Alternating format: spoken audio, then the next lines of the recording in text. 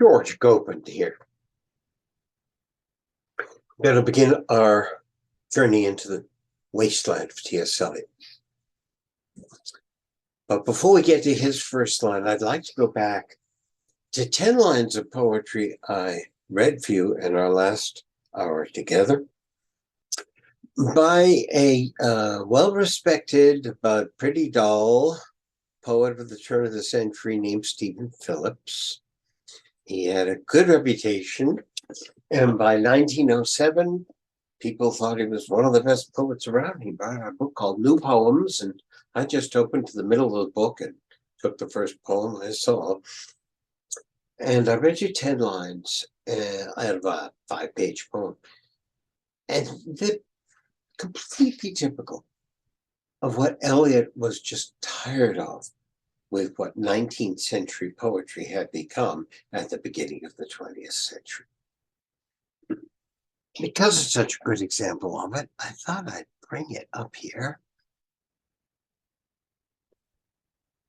And we can take a look at it. I'm going to read it for you. And I want you to concentrate on 3 things. That's a lot.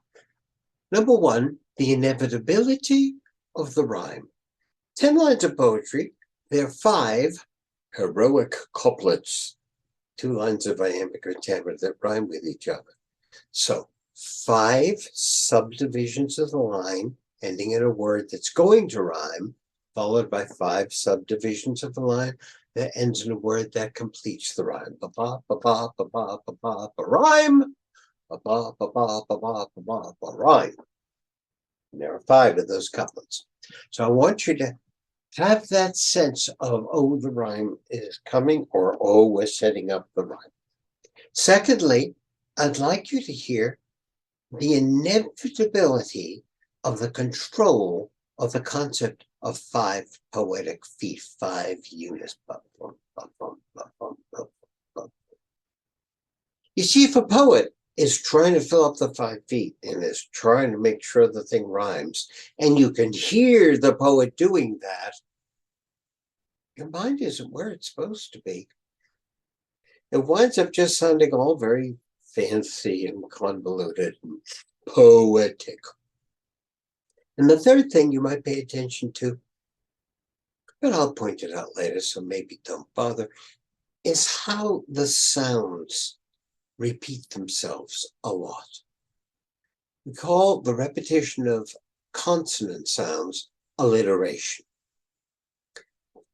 Two letters don't alliterate, 2 sounds alliterate. So if you've got an S sound that goes S and a C sound that goes S, they alliterate. But if the S sound goes S and the C sound goes K, they do not alliterate. So just be somewhat aware of alliteration. We'll look at it as we go. Here we go. That I have felt the rushing wind of thee, that I have run before thy blast to see, that my one moment of transcendent strife is more than many years of listless life. Beautiful power, I praise thee, yet I send a prayer that sudden strength be not the end. Desert me not when from my flagging sails thy breathing dies away and virtue fails. When thou hast spent the glory of that gust, remember still the body of this dust. Well, he's praying to the power that inspires him to write poetry, beautiful power. And he sets up this metaphor of he's a little boat, on the water, and the power is wind that's in his sails, and with the wind he can move and create poetry. Without the wind, he can't create poetry. Well, that's about it. And what have we got? We've got a strangely rearranged syntax so it sounds poetic. People wouldn't talk like this in everyday life. And we have the inevitability of rhyme and the prison of rhythm. That I have felt the rushing wind of thee is the grammatical subject of the sentence. We're waiting for what it does. We're waiting for its verb. We got a colon. You can get away with this in poetry. How can you have a colon when you haven't had the verb yet? That I have run before thy blast to sea. Oh, it's another parallel subject. And it's really parallel. That I have, that I have, that I have verb, that I have verb. And then the sea rhyme. And here's a third one. That why one moment of transcendent strife. We're waiting for the verb. Here it is more than many years of listless life. What's he said so far? And here comes the alliteration. The M's of more and many. The L's of listless life. In the previous line, the M's of my and movement. So my movement, more, many, lots of M's. And transcendent strife, the S's of sendent and strife, even the T's of transcendent and strife together. Beautiful power, I praise thee. It's capitalized to show it's really poetic. Yet I send a prayer. Oh, you have to continue from one line to the next. This is a poetic usage. It's called enjambement. J-A-M-B is the French word for leg. And your legs have to keep going from one line to the next. So you can't stop at the end of the line. And our expectation is we're going to stop at the end of the line. And up till now, we've done it. Now, alliteration can be wonderful if there's a sense of urgency in the poetry, in what's going on. If it's just to vary the rhythm a little bit. Yet I send a prayer that sudden strength to S's be not the end. Be not. Very poetic. Will not be the end. Regular talk. Be not the end. High level poetry. Desert me not do not desert me, but desert me not.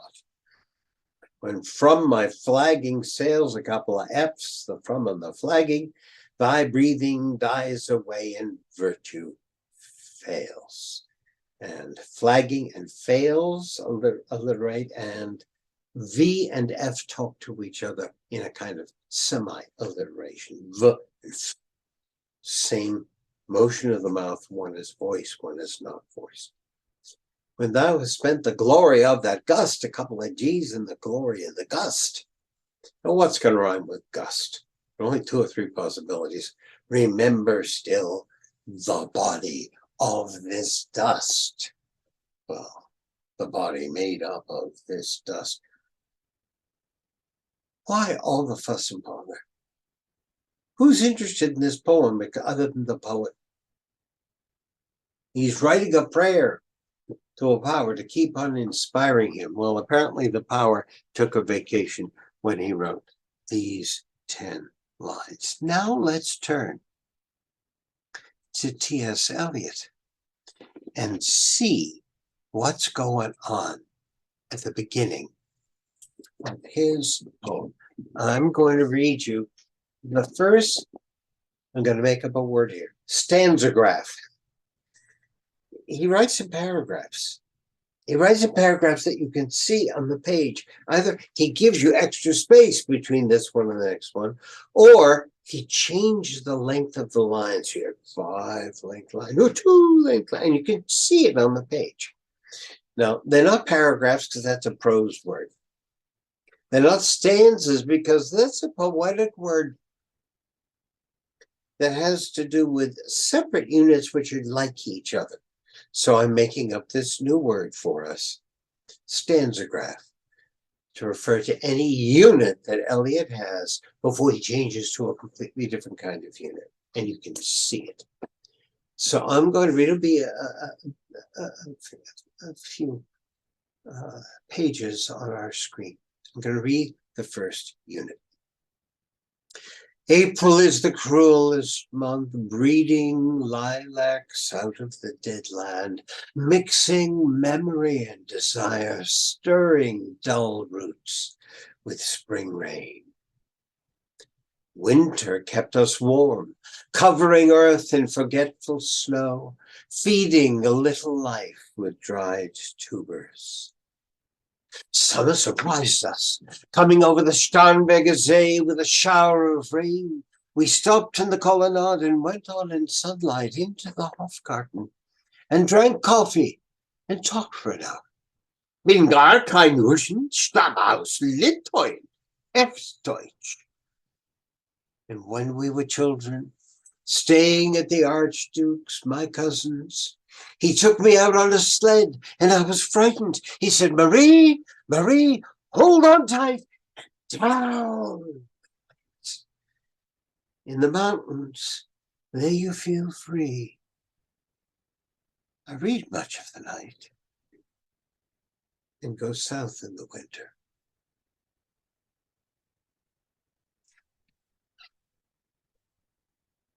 And then there's a big space before the next section. How many lines in that opening? Oh, come on. Do you count lines in sections? Only what I'm told to by some prompt. 18 lines. Look at the first line. April is the cruelest month.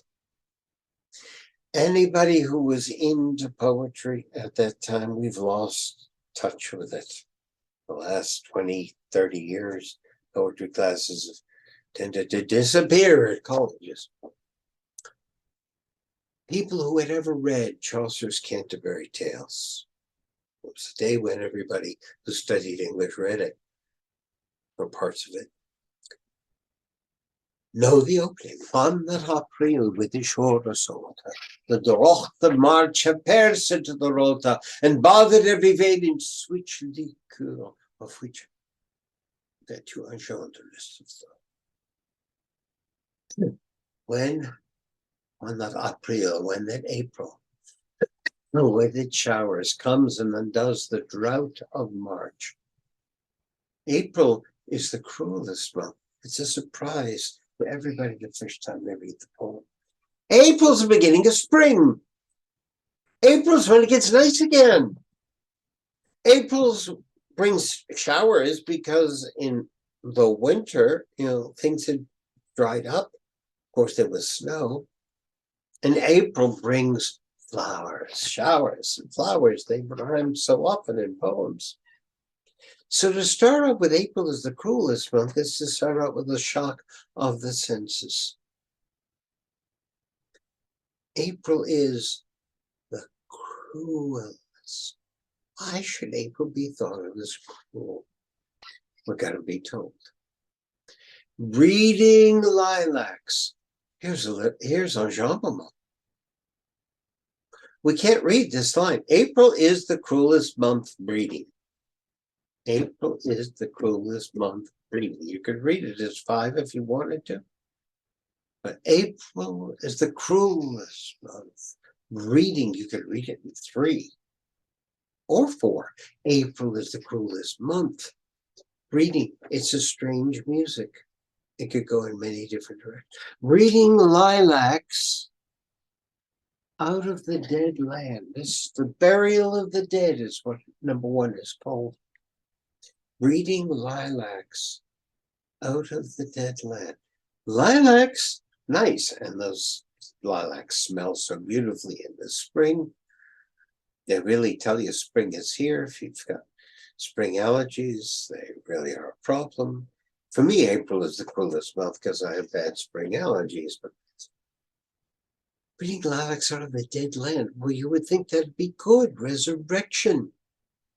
Land is dead, and April comes with the rain, and the lilacs come, but it's called the cruelest. Why?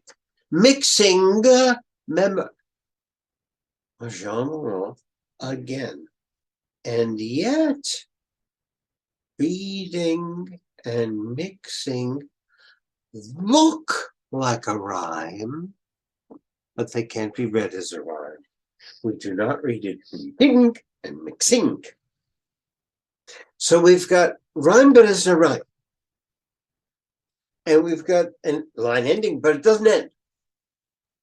So we're breaking, setting up expectations and breaking them, violating them, mixing memory and desire. Is this why it's so cruel?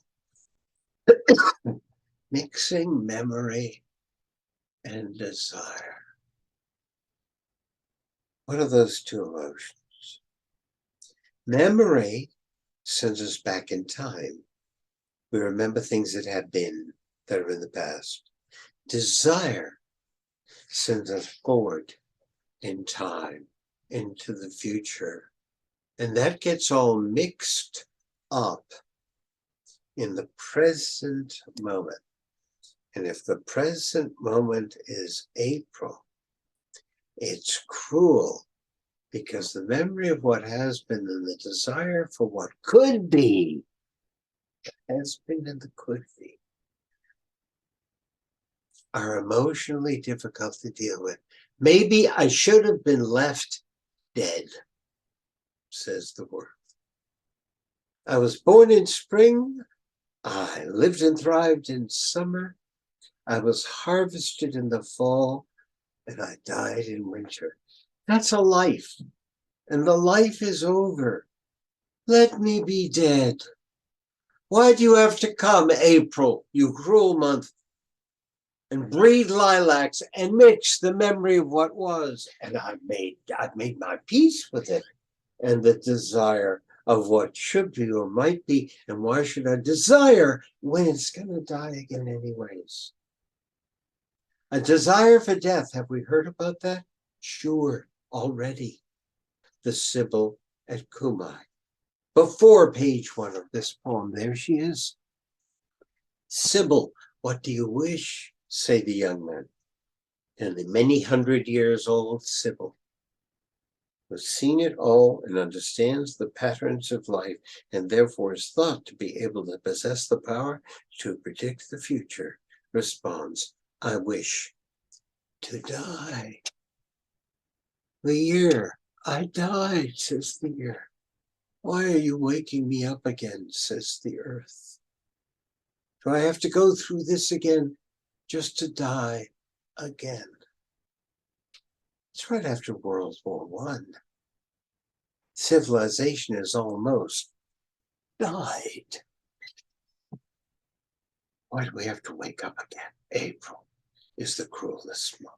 Reading lilacs out of the deadline, mixing memory and desire, stirring. He's done it again. A participle at the end of the line, reading, mixing, stirring, all those ings that do not rhyme, but are visually in the place of rhyme, stirring dull roots with spring rain. The roots are quiet until the rain comes. So when the rain comes, the roots say, oh, time to produce things again. Let's look at the sound. Lilacs, cruelest, dead land, even dull later on, a bunch of L's. The D in dead and desire. The M's in mixing and memory. The R's in roots and rain.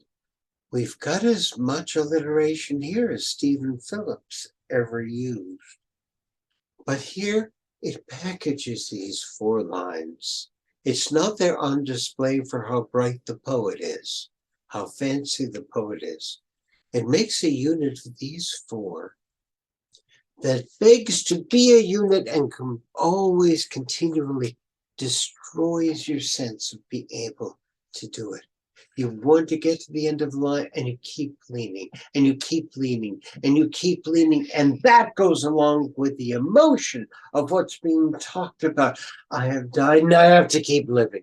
I have died and I have to keep living. I've died now I have to keep living. April is the cruelest month. Reading lilacs out of the dead land, mixing memory and desire, stirring dull roots with spring rain. It is what it says. The poetry does things to demonstrate what it's talking about. At no point is it just poetry for poetry's sake. Now, I mentioned 18 lines. The first sentence of Chaucer's Canterbury Tales is 18 lines long. Eliot is quoting Chaucer, if you like, alluding to Chaucer. We're going to have lots of allusions. This is the first one. Is alluding to Chaucer in that first line. Anybody who knows when that April with its sweet showers is the first line of Chaucer can recognize the April in the first line here. But is the 18 lines just an accident? I don't think so. And my best my best indication is that Eliot's most fabulous poem, towards the latter part of his life, 4 poems he put together to make 1 poem, 4 quartets it is called. Few people know even the name. I think it's the greatest poem written in the English language. And I hope we'll look at that poem together someday. Be nice. I certainly intend to do it. That poem, which is 880 lines long, begins with an 18-line section. And on the 19th line, whoo, it goes in a different direction. I suspect there's an allusion here way beyond anything that anybody recognizes when they read. There's an illusion of 18-ness. Eliot doesn't care if anybody catches that. I don't know anybody who ever caught it. I've read lots and lots and lots about the wasteland. And I've never seen anybody note that it's 18 lines. That's how well hidden it's been. Couple of minutes more, let's look at the last 3 lines of this beginning 7 lines. Winter kept us warm, covering earth in forgetful snow, feeding a little life with dried tubers. Now, this is just like the first 4 lines with the participles at the end of the sentence. Breeding, mixing, stirring, covering, feeding, which looks like a rhyme scheme and isn't. And then after ing, rain, you might have expected he would go ing, stain, or cane, or rain, but he doesn't rhyme with rain. This is the end of 2 sentences, each of which has lines with the ings at the end, and you would think the structure would suggest a parallelism. But tubers so much does not rhyme with rain for not having an A sound. It also has an accent, the stress on the next to last syllable instead of the last syllable. Spring, rain, dry tubers. It's lame. It's broken. Civilization and culture, Eliot says, looking around, looks broken. His poetry is broken. A heap of broken images. Winter kept us warm. Well, the W's sound like they go together. Wonderful. But winter kept us warm? It's like April being cruel. Winter is cold. Winter kept us warm, covering earth in forgetful snow. If your earth is in winter came and was a coating for me and kept me warm underneath the snow, covering earth in forgetful snow, it allowed us to forget, not remember. Memory, feeding a little life, LL, with dried tubers. Could you get a more lame ending to these parallel sentences? And one's 4 lines and one's 3 lines. It's intentionally broken, and yet it hangs together with every poetic device. Enjambment after enjambment. Rhyme that doesn't rhyme, alliteration that alliterates, and opposites, April, cruel, winter, warm. We'll take it up from there next time. See you then.